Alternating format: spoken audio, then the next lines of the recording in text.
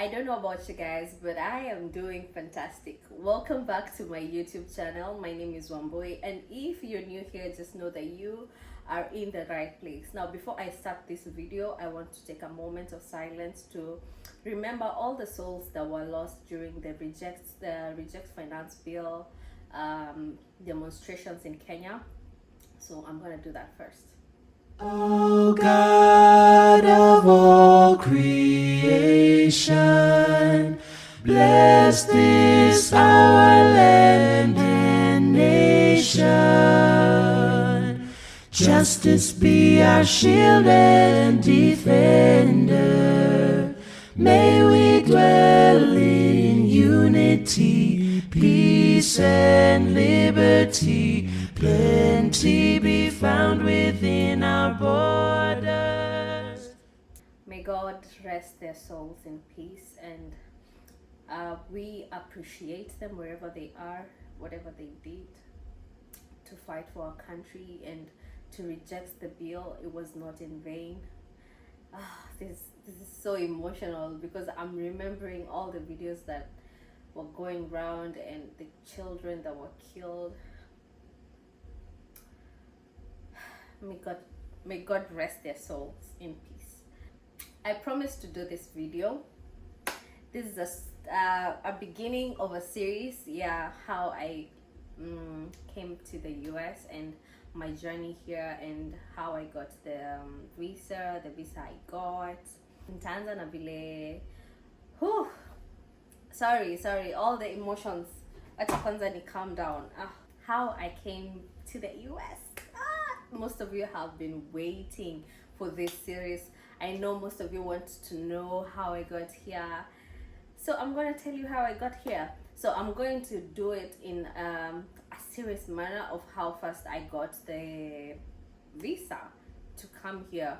And then I'm going to tell you about my journey and how I traveled here. So, and anything else that comes up, I'm going to do another video to like clear everything up, and any questions that you may have, I may do it in the third video because I don't think it's like a long story, and I'm gonna try to summarize it up, but I'll give you the details of everything that you need to know. But if you feel like I have missed something, please let me know in the comments so that I can elaborate further. Okay, so yeah, it was in July 2023, last year.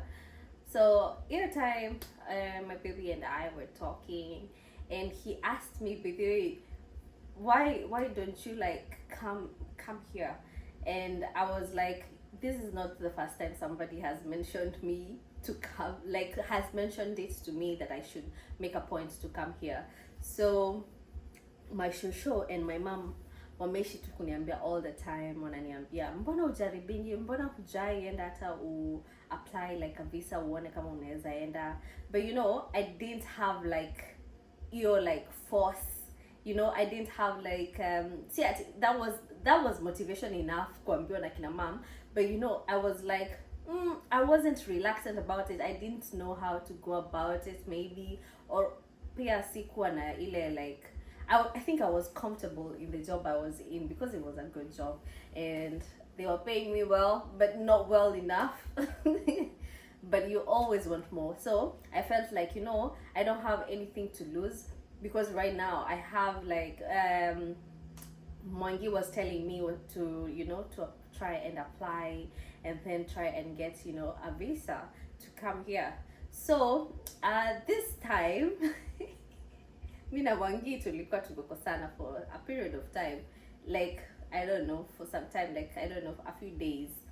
So and then I decided, you know what, let me even try to apply.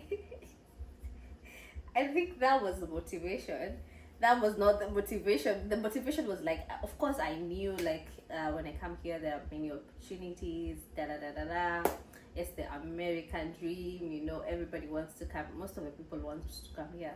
Sitaki kusema ni everybody, most of the people I know and I knew, hata kina mom and shosho have always like pressured me. So that time I took what tunaongea na Mwangi and I decided acha niende nika apply, acha nijaribu ku apply the visit visa ndio nilikuja nayo, by the way. Let's start there. So how I got it, so niliingianga tu mitandaoni. I don't know why people pay, I don't know why you should pay people a lot of money to do something that you can do it for yourself. Uingie tu like kwa Google, and then you just go to the portal, US.gov something.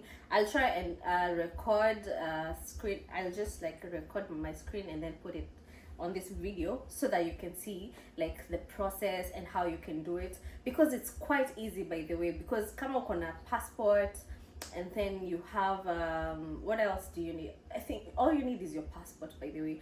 Every other detail, every other details that they may ask, you already know them, like your background, your family, your, if you're married, So I did niliingia tu kwa mtandao, nikaingia Google, nikaenda nikasema nataka ku apply the B1 B2 visa hiyo, the B1 B2 visa hiyo ya tourist visa. So I applied for it.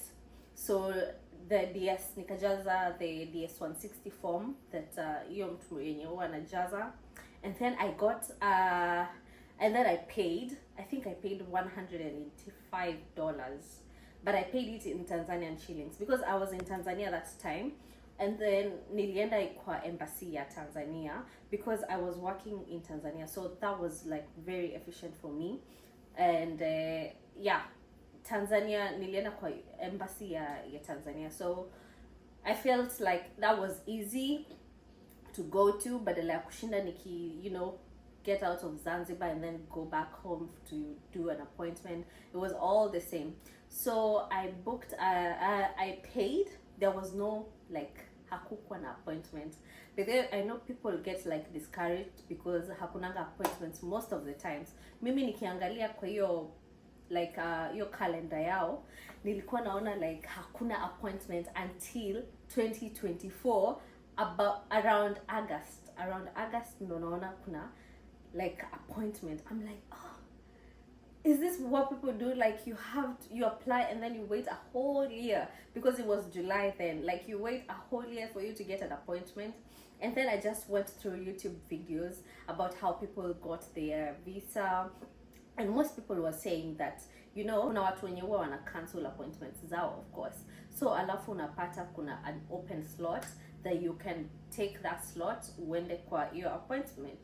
So mimi nikasema kwanza I won't book any appointment at that time, kwa sababu appointments zenye zilikuanga available na uko August this year. So nikasema sita apply the sita book any appointment date, but I kept on checking like every day, every single day from it was around 24th of July, yes, 2023. So the whole of that week, nikiamka, lunchtime, nikilala, nilikuwa tu ninaingia kwa hiyo portal yao, kwa hiyo calendar yao, and then I check kama kuna any available appointments. Of course hakukuwa nazo zenye napata ziko 2024 September, na huko hata za August zenye nilikuwa nafikiria napata hata zimeshachukuliwa. Napata sasa ziko available 2024 December. So ninaona ni kama nina lose hope. I felt like I was losing hope, but you know, I just kept on checking every single day, like nikiamka, nikilala. So it was actually it wasn't even for a week, because I don't know when 24th was. That Saturday, vile niliamka, nilikuwa ninaamka, I pray, and then I check the calendar. So vile niliangalia the calendar, nikapata I have recorded the whole story, alafu ninapata nimeniachia hapo katikati. Anyway, let me try and okay. So that Saturday I got an appointment on, sasa it was on a Saturday, and then I got the appointment, ilikuwa inafaa kwa Monday. The only available appointment was on Monday the next week. So I only had Sunday, and now Monday was the appointment. So I had Saturday and Sunday to prepare myself. I didn't feel like I was ready, so I called my mom and I told her, Mom, you know what, I got it on Monday. And she was like, and I was like, I don't feel like I am ready to go. I don't feel like I am prepared for this interview. So my mom akaniangalia, akanipigia, tulikuwa tuna video call, akaniangalia, akaniambia, you know what, kama haungekuwa prepared, haungebook your appointment. But now since you booked the appointment, you're ready for it. And I was like, okay, ni sawa mama. So that Saturday I didn't work. I went to the office, and then I remember I was just like forging vitu zenye ninahitaji, because I didn't feel like I had enough like evidence, you know, or supporting documents, you know. So like I needed like maybe bank statements. I needed a bank statement yenye ilikuwa legit, and then my invitation ilikuwa nimetumiwa na Mwangi, but haikuwa printed, so I had to print it by myself. I had to like make sure I had everything in order, vitu zenye zitanisaidia like to win my case. On Sunday I was supposed to be working, by the way. My boss nika text my boss nikamwambia I'm not gonna make it tomorrow to work. And it's end month. If you're an accountant, you know, like end month really it's usually crazy. You need to close the month and start the other month now. And she was like, no, I need you in the office tomorrow. In a record side. Yeah. And she was like, I need you in the office tomorrow. I'm sorry. How do I look? You look good. You're talking or I'm talking? Talking, you know? I love my heart. I feel in my heart I love you from the bottom. I love you from the bottom.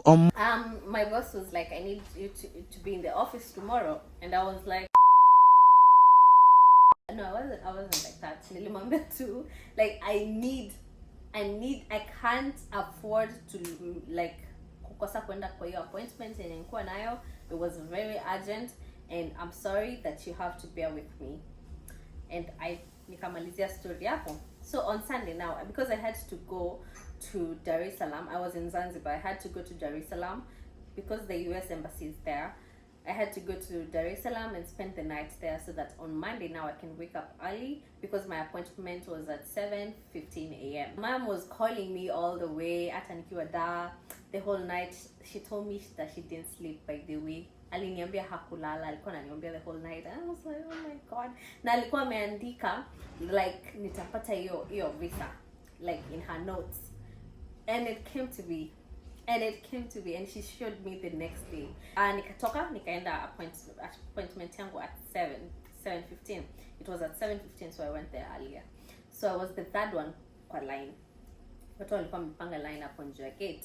So watu wanakuja, tukakuwa wengi, and then sasa gates zikaanza kufunguliwa, tukaanza kuitishwa like passports zetu na nini na the appointment, ile karatasi ya appointment. So yangu haikupatikana kwa sababu apparently I think because the embassy is never open on Saturdays, and you know, my appointment nilibook on Saturday, so I think that's why they had like a little confusion hapo. So I feel like that was something that was God doing his thing your time, because okay, I'll get to it. So watu kama watano hivi wakanipita, so ndo wakapata jina yangu because they had to make some calls huko ndani kujua kama I'm like to go for the appointment on that day. So after that nikaambiwa naweza ingia, nikafanyiwa security check nilikuwa hapo nje ya gate. By the way, nilikuwa na tense kwa sababu kwanza, especially when people started wakaanza kupitishwa, tumbo yangu ikaanza nasikia vile kama inakatika hivi. So nilikuwa nimesimama tu hapo, and I was like, acha tu nikuwe patient, acha tu ninyamaze, you know, don't, just relax. So I went in, and then now mtu mnachukuliwa fingerprints, and then mnaenda kwa hiyo booth, mnasimama kwa hiyo line ya kwenda kwa hizo booth sasa za interview. So wenye walikuwa mbele yangu there were like 6 people. I think I was the 7th one hapo. So the first guy, because the first one was a guy, au wengine walikuwa madem wote wenye tulikuwa tumefuata. So the guy mwenye alienda wa kwanza, I think he got it because alianza kusmile, akafurahi, alitoka hapo amefurahi, you know, like he's not even afraid to smile because of how happy he is, you know, you can tell. So I was like, okay, he got it. And then so hao wenye walikuwa wamefuata, kulikuwa na mama na maybe mtoi, au walienda kwa booth and then wakaambiwa wasonge waende place ingine. I think they were not supposed to be on that line. So then the other people who were there, hakuna au madem wote,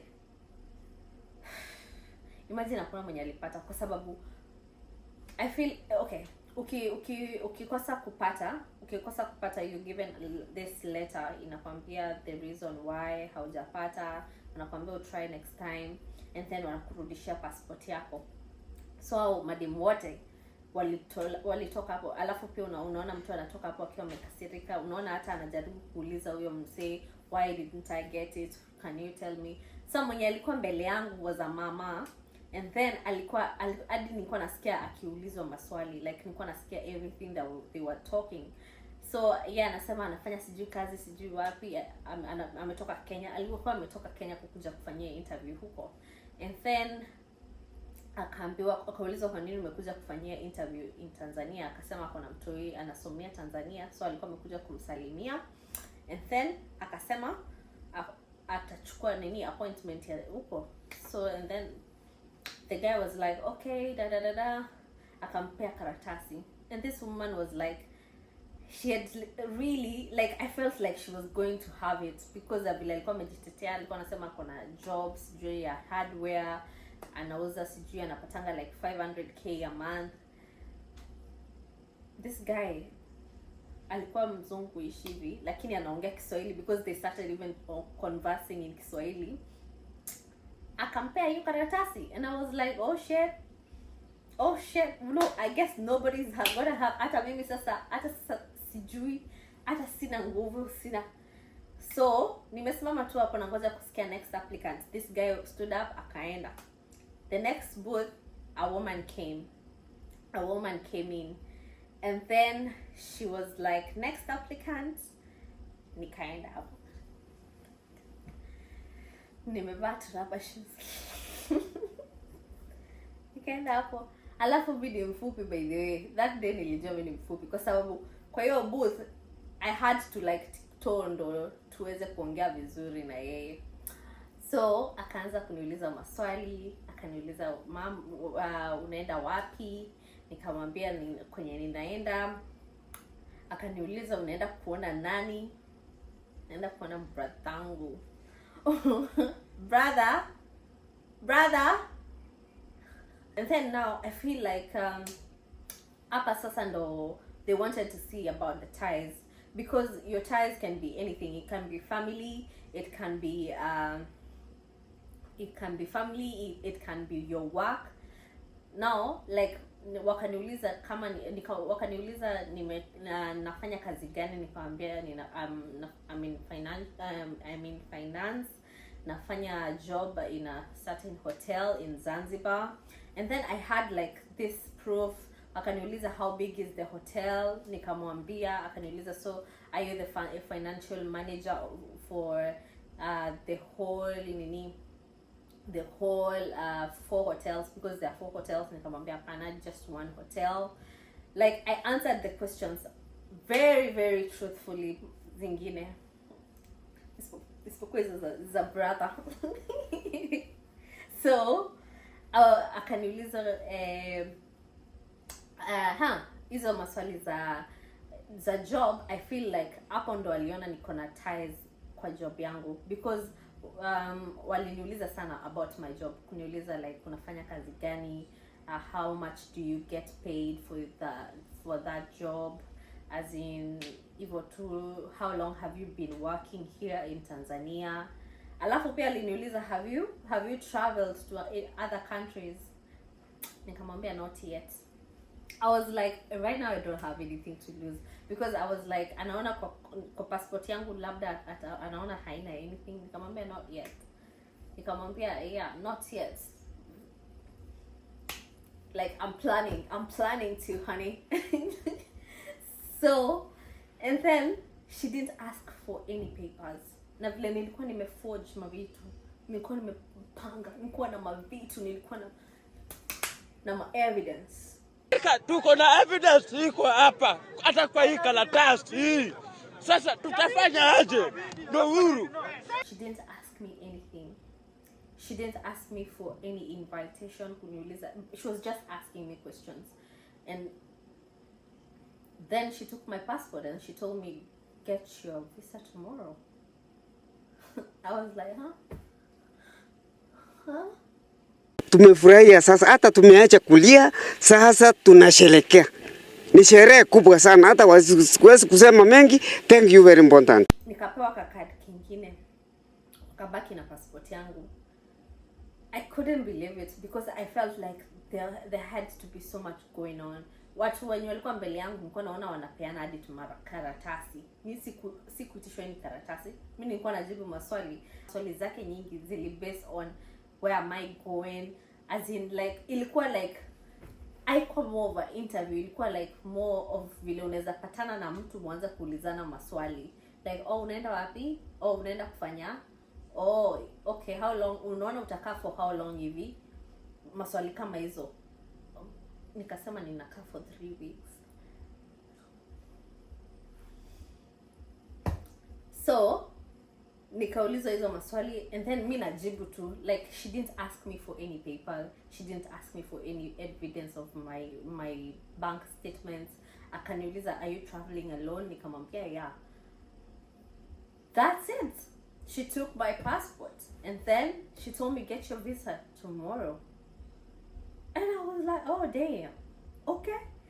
So vile nilitoka tu hapo, hata sikuwa, as in, it didn't hit me. Vile nilifika hapo kwa mlango, kwa hiyo mlango ya kutoka sasa, nikaonyesha huyo soja alikuwa hapo hiyo kadi. Nikamwambia, hii inamaanisha nimepata. Inamaanisha nimepata. Akaniambia, yeah, umepata, congratulations. And I was like, fuck. So when I got out, I even started tearing up because I couldn't believe it. Mimi, I was like, hao watu wote walikuwa mbele yangu wamenyimwa. And now that nikitoka hapo, I was like, hao watu wenye walikuwa wanapitishwa nikiwa huko nje ndo walinyimwa. And I was like, maybe God was doing something there. I don't know. I just like involving God in all the things that I feel like as it makes sense, but that made sense to me. And that's how I got my visa. That's how I got my visa now. So I left and then I went home. And then I called my mom and I told her, of course I had to prank her first because now I've got it. Nikamwambia, mom, imagine sijapata. My mom was like, hi, tiga komaka. But she's like, she's not content with my answer. And then I was like, I'm joking. Nilijua. She was like, nilijua, because I prayed about it and I felt like you're gonna have it. And then that's how I got it. Imagine, that's how I got my visa. And then I couldn't be able to like wait for the next day because sasa visa yangu nilikuwa nafaa kuchukua sasa the next day. Na boss wangu ananingoja huko. And sikuwa nataka kumwonyesha any madharau, like nikose kwenda job siku mbili, and it was a very like, you know, tough part time. So I knew somebody who was in that because they had written on the card that anyone can pick the visa for you. That was like so trusting of me to trust that person. But that huyo ni msemo alikuwa amezoea like kututumia vitu, and then he was a very trustworthy guy. So I told him, please go at this time and please pick this passport for me kwa sababu ni passport alafu ameka nini visa. So nilimwambia passport yangu nichukulie alafu nitumanishie hiji Zanzibar. Akaniambia sawa, usijali bosi wangu. Nilihave kutoboka of course kwa sababu hakuna vile you can trust somebody with that like important document. And then you know the way people are bad out here. I've had so many stories. So now, and then from there, I'll tell you the next story, how I got to tell him and everything, and how I now like started my journey to come here, and how I came here, like traveling solo, how the experience was. So yeah, that's how I got my visa, by the way, guys. I never paid for anything other than $185.